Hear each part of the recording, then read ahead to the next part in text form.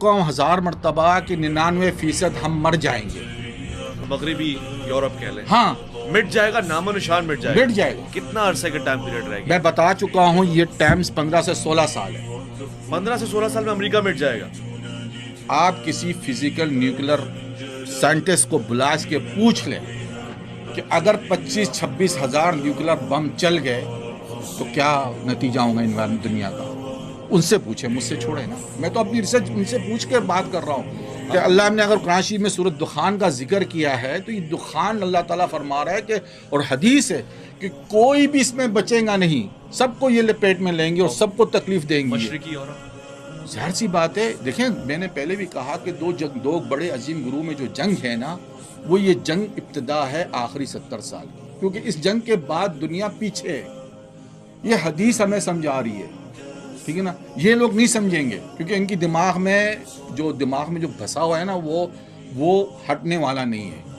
वो आप उसको भूल जाएं, इनमें किसी से चले, ज्यादा वो तो चले गए, लेकिन ये क्या पत्थरों का दौर वापसी आ जाएगा? बिल्कुल। और ये अब आने वाले 15 सालों में भाई आप देखें, आज मैं यहाँ बैठ के बात कर रहा हूँ, आप इसको लाइव टेलीकास्ट करें, सारी दुनिया देख लेती है, ठीक है ना। तो उस जमाने में जब ये कहेंगे दज्जाल निकल आ रहा है तो 10 घोड़े क्यों भगवाए जा रहे हैं मालूम करने के लिए, इसका मतलब है। और क्या अरबी के अल्फाज है कि वो अपनी तलवारें जैतून की दरख्त पे लटकाए। जनित टेक्नोलॉजी कहाँ गई? ये सारी चीजें बता रही है कि हमारे पास हदीस है। तो जानी साहब 15 से 16 साल के हाँ, पीरियड में हाँ, हम पत्थरों के दौर में जाने बिल्कुल। वाले हैं। ये जो टेक्नोलॉजी, कैमरे सब रख, भाई मैं तो ये कह चुका हूँ 1000 मरतबा कि 99% हम मर जाएंगे। मैं तो ये कई मरतबा कह चुका हूँ बात को, मैं डंके की चोट पे कह रहा हूँ। मैं कह रहा हूँ कुरान शरीफ की सूरत असरा की जो आयत है जिसमें कह रहा अल्लाह ताला कि हमने तुम्हें बनी इसराइल को सबसे बड़ा जत्थे वाला बना दिया है। बनी इसराइल 2 करोड़ है। बनी इसराइल की पूरी तारीख में वो बड़े जत्थे वाले तादाद में ज़्यादा नहीं थे। तो ये कुरान की आयत कब की है, समझने की बात है ना। तो समझ में यही बात आती है कि इनके मुकाबले में बाकी दुनिया को ख़त्म होना है ताकि यह कुरान की आयत पूरी हो।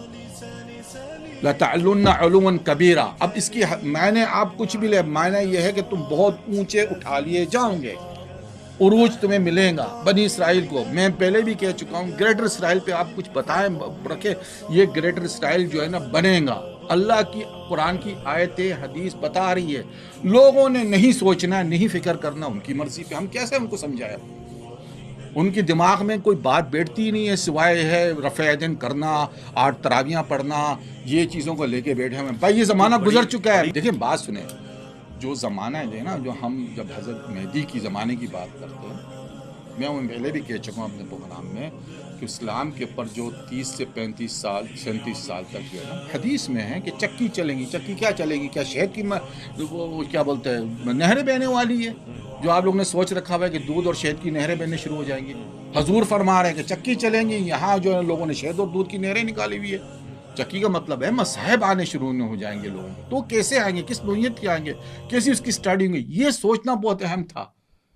आप लोगों ने शायद ये वक्त आखिर को यूं ही समझा हुआ है कि भाई हदीस फितन अल मलाइम की पढ़ के मुझे 22 साल लगे समझने में, तब जाके मैं इस बात पे पहुंचा हूं तो मेरी जमीन नीचे से हिल गई कि ये क्या हो गया है। हमें तो कुछ और कहानियां बताए जा रहे थे बेटे, क्योंकि ऐसे लोगों ने जिसने कभी सोचने की कोशिश ही नहीं की है। अब मैं कह रहा हूं कि सोचो। मैं चैलेंज करके अपने आप को हवाले करना चाहता हूं उलमा के, आओ मुझसे बात कर लो, कोई मसला नहीं है। अगर मैं गलत हूं इस्लाह कर ले मेरी, वरना आप अपनी इस्लाह तो करें, उम्मत को बताएं।